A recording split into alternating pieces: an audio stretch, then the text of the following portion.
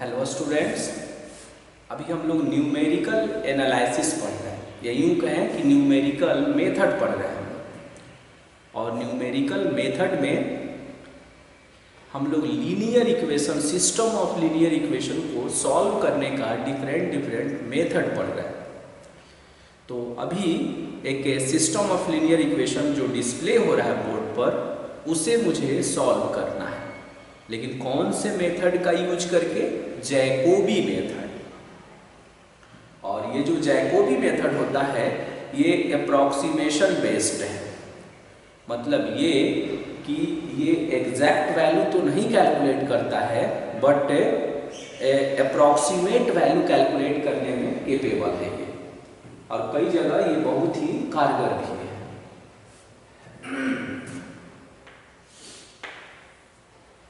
देख रहे हैं आप, कह रहे हैं कि solve the following equation by Jacobi method.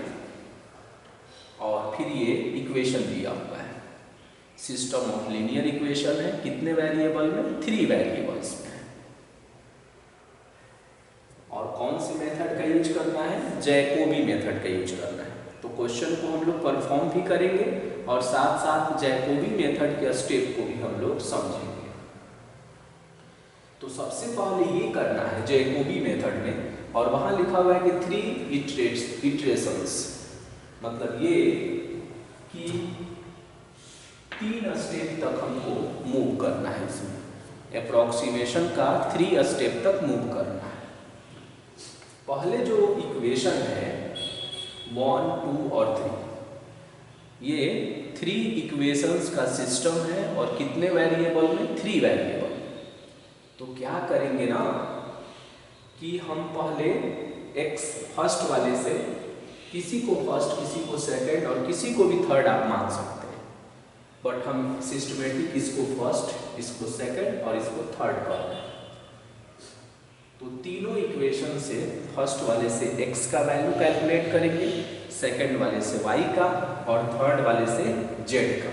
तो बताइए, यहाँ से अगर x का वैल्यू हम कैलकुलेट करें तो क्या लिखते हैं यहाँ?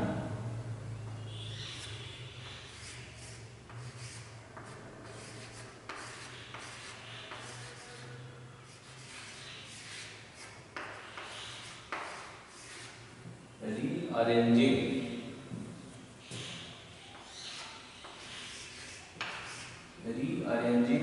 the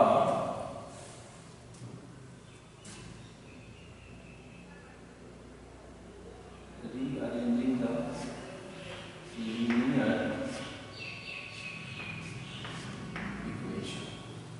लीनियर इक्वेशन को हम रीअरेंज कर रहे हैं और फर्स्ट वाले से x का वैल्यू कैलकुलेट करेंगे। तो x का वैल्यू आएगा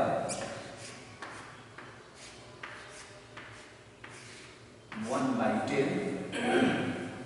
इन दोनों को हम RHS में ट्रांसफर करते हैं, तो प्लस y माइनस y बनेगा, प्लस 2z माइनस 2z बनेगा। तो ये हो जाएगा 30 माइनस y और माइनस में 2z।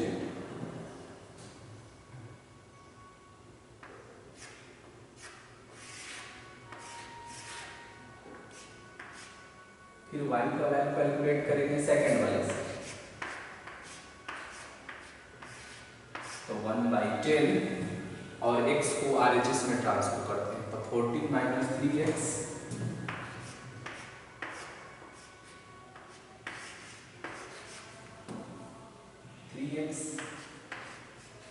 और ऐसे। फिर थर्ड वाले से z का वैल्यू कैलकुलेट करेंगे,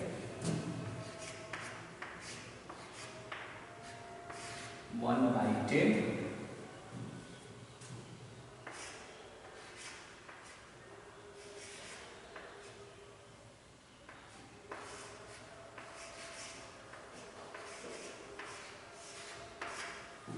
ये आएगा। फिर 15 माइनस 2x माइनस 3y। अब ये जो x y z का वैल्यू हमने कैलकुलेट कर लिया। अब हम क्या करेंगे इसके बाद कि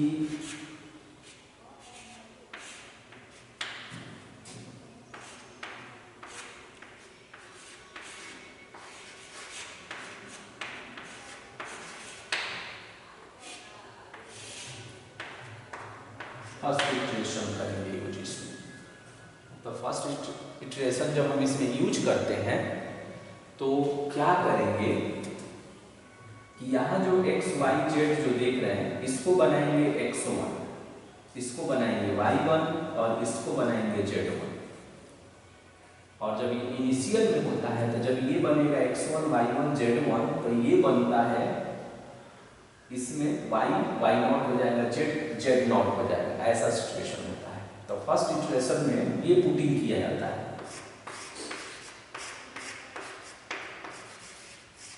पुटिंग x0 y0 और z0, इसकी वैल्यू जो है हम 0 पुट करेंगे। यानी शुरू में हम ये मानकर चलते हैं कि इनिशियल में कि x y z का जो वैल्यू है ये 0 ऑब्टेन हुआ। तब क्या होता है, फर्स्ट इक्वेशन देखिए,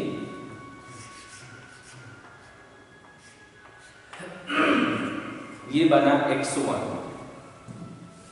और ये हुआ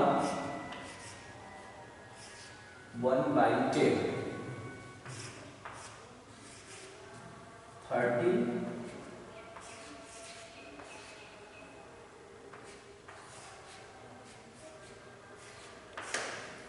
इस तरह से।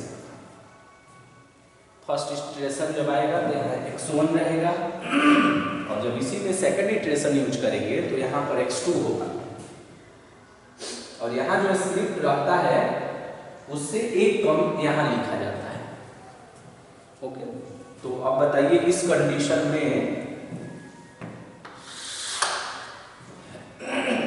जब हम ऐसा कर लेंगे तो x1 की वैल्यू कितना ऑब्टेन होगा।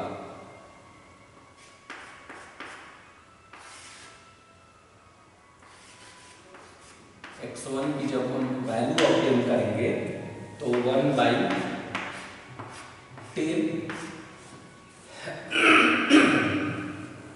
और ये है 30, तो यहाँ हमने लिख दिया 30। और y0 और z0 का जो एजम्पशन है उसे हमने 0 एज्यूम किया है, तो उन सभी की वैल्यू 0 और ये भी हो जाएगा 0। जब हम इसे डिवाइड करेंगे तो ये बनेगा 1.3।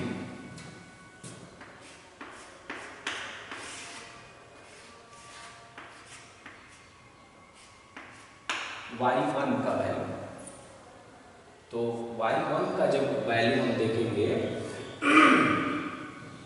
तो यहाँ y1 हम कर रहे हैं तो ये बनेगा 1/10 और 14 माइनस 3x0 और माइनस में z0। अब यहाँ पर भी x0 और z0 की जगह पर जब 0 पुट कर देंगे और डिवाइड करेंगे तो ये आएगा 1.4। उसी तरह z1 का वैल्यू बताइए, तो z1 का वैल्यू हो जाएगा 15/10 यानी 1/5। यानी पहला अप्रॉक्सीमेशन हुआ कि ये और इस वैल्यू को हमने ऑब्टेन किया। कब, जब हम x0 y0 और z0 की वैल्यू 0 पुट किए तब। अब इसमें जब ये वर्क कर लेते हैं तब हम आते हैं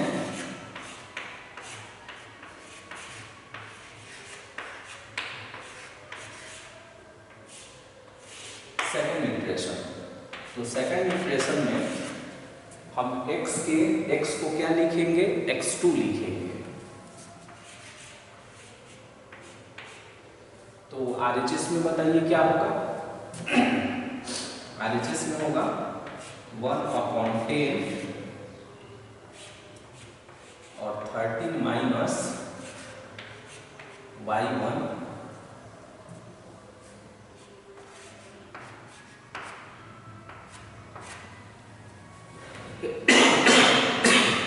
माइनस 2z1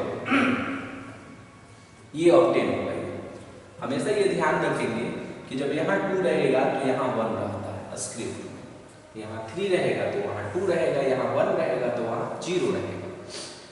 अब इसकी वैल्यू कैलकुलेट करना है। 1/10 हुआ और ये हो जाएगा 30 माइनस y1 की वैल्यू हम यहाँ कैलकुलेट की है 1/4 माइनस में 2z1, तो z1 का वैल्यू 1/5 और 2 से मल्टीप्लाई कर दीजिए तो ये हो जाएगा 3। अब ये बनेगा 1/10 और 3 और 1 4.4 और 4.4 को 13 में से माइनस करिए तो ये आएगा 8.6। जब हम इसे डिवाइड करेंगे तो ये आएगा 0.86 आएगा। ये किसकी वैल्यू आएगी? x2 की।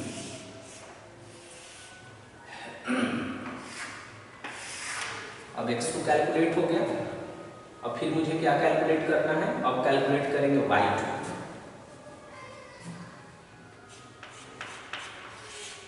देन बताइए y2 का वैल्यू कितना होगा? 1/10 और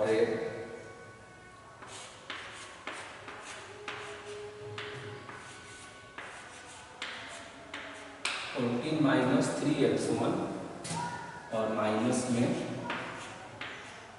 z1। अब यहाँ पर वैल्यू हम पुट करेंगे।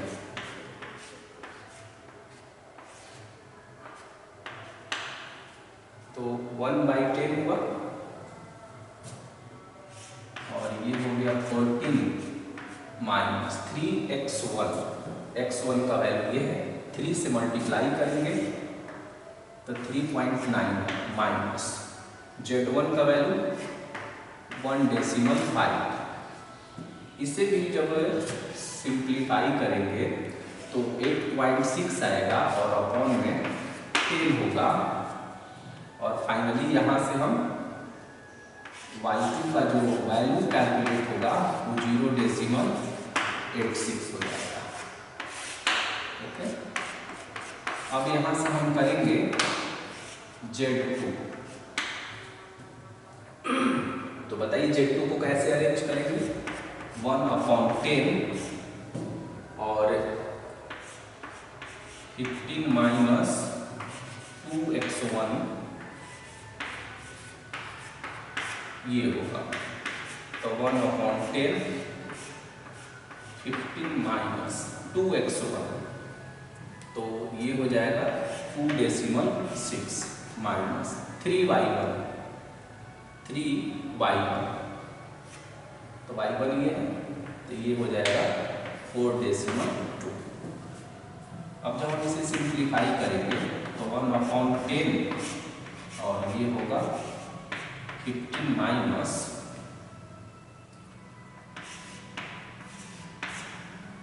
6.8 6.8 तो ये आएगा। इसे जब हम सिंप्लीफाई करेंगे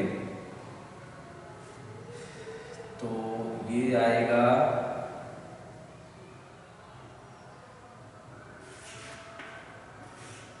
8.2 आएगा और अपॉन में 10 और फिर जब इसे डिवाइड करेंगे तो 0.82 आएगा। ये किसकी वैल्यू हो गई? z2 की वैल्यू हो गई। ओके, ये किसकी वैल्यू हमने कैलकुलेट किया? z2। लेकिन क्वेश्चन में लिखा हुआ है कि 3 इटरेशन तक मूव करना है। तो अब हम लिखेंगे थर्ड इटरेशन। तो थर्ड इटरेशन में क्या करेंगे? हम यहाँ x3 बनाएंगे तो ये आएगा 1/10 और 13 माइनस y2 और माइनस में आएगा 2z2, तो ये हुआ 1/10 और 13 माइनस y2 की वैल्यू देखिए कितना है 0.86 2z2, यानी z2 में 2 से मल्टीप्लाई करना है।